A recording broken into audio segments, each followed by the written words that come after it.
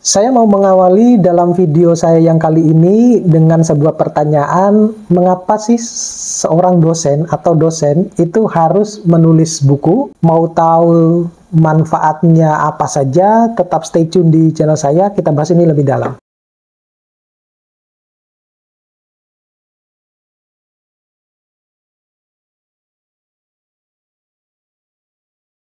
Assalamualaikum warahmatullahi wabarakatuh. Nah, kali ini saya mau berbagi terkait dengan esensinya kita sebagai seorang dosen, ya. Tidak semata-mata kita hanya melakukan tridharma perguruan tinggi, ya, tetapi ada halayaknya kita juga mempublikasikan ya hasil penelitian-penelitian kita itu di dalam sebuah buku, ya. Tetapi sebelum kita lanjut, tetap stay tune di channel saya ini, ya. Biasakan untuk menonton video-video saya secara full, kemudian jangan lupa untuk subscribe, like, share, dan komen. Nah, seperti apa yang sudah saya sampaikan pada awal-awal video tadi, bahwa apa sebenarnya manfaat ya yang bisa kita dapatkan, kenapa dosen itu harus menulis buku, ya. Jadi ada segudang manfaat yang bisa kita dapatkan ya dari ketika kita menulis sebuah buku ini, terutama untuk menunjang karir kita sebagai seorang dosen gitu. Jadi ada banyak manfaatnya. Seperti pada video saya sebelumnya, kalau kita yang mau meningkatkan, yang mempercepat kredit poin kita ya di dalam angka kredit jabatan fungsional, itu salah satunya kita harus punya buku, 3 jenis buku ya. Apa sajakah itu? Ada buku ajar, ada buku referensi, dan ada buku monograf. Terutama kedua ini, buku referensi dan buku monograf, itu nilai kredit poinnya sangat tinggi. Karena dia masuk di bidang 2, berbeda dengan yang buku ajar. Kalau buku ajar masuknya di bidang 1. Gitu ya, mungkin poinnya bisa, kalau maksimal, kalau nggak salah, poinnya itu 20 kalau untuk buku ajar. Sedangkan yang buku referensi dan buku monograf, maksimal poinnya itu adalah 40. Untuk tidak berlama-lama, saya akan menyampaikan beberapa manfaat, segudang manfaat kenapa dosen itu harus menulis buku ya untuk karir dosennya. Yang pertama itu menunjang profesionalisme seorang dosen. Ingat, menunjang profesionalisme seorang dosen. Artinya apa? Seperti yang sudah saya sampaikan bahwa dosen itu tidak monoton, dia hanya cuma mengajar lah, meneliti, melakukan pengabdian, kemudian melakukan penunjang-penunjang yang lain. Tetapi hasil-hasil penelitiannya itu juga ya harus dipublikasikan.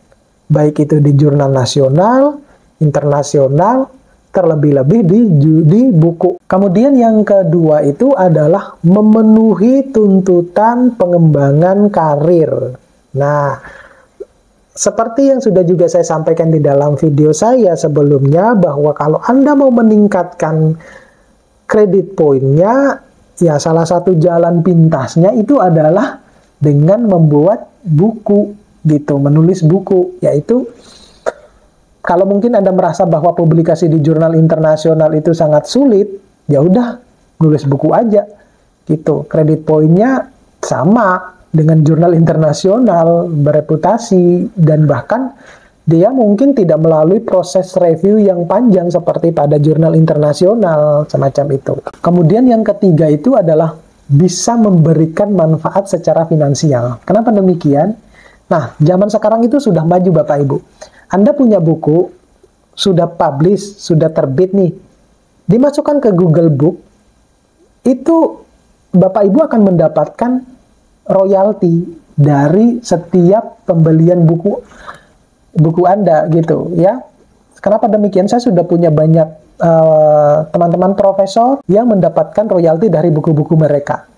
Gitu. Itu lumayan lah untuk menambah-nambah asap di dapur gitu ya. Kalau kita itu menandakan bahwa oh berarti kita itu, buku kita itu bermanfaat ya. Jadi royalti umum itu sekali, tapi royalti yang dimaksud ini adalah dia tidak dibayarkan per bulan gitu ya, enggak.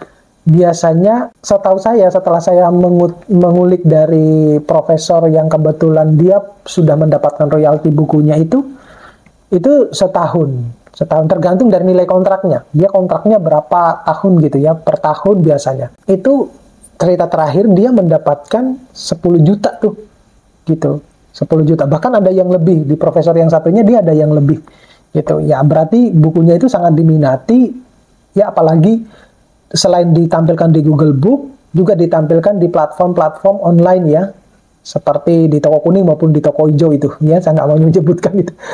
Kemudian manfaat yang berikut itu adalah sarana untuk aktualisasi diri. Ketika kita menulis buku itu bukan hanya sekedar ya udah ini adalah kewajiban saya sebagai seorang dosen, enggak juga ya, tetapi memberikan manfaat bagi dosen yang lain untuk mengaktualisasikan dirinya gitu, ataupun juga kepada diri kita sendiri. Jadi bisa dibaca, bisa dimanfaatkan, dan bisa didapat di berbagai tempat dan media.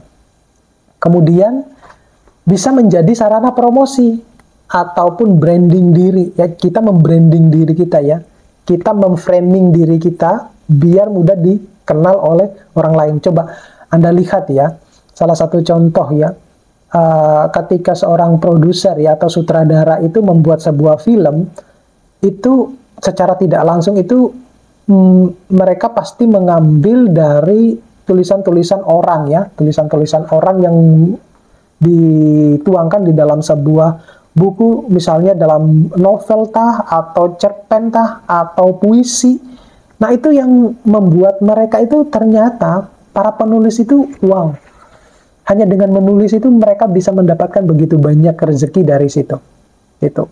Apalagi kalau novelnya ya kemudian diangkat menjadi sebuah film.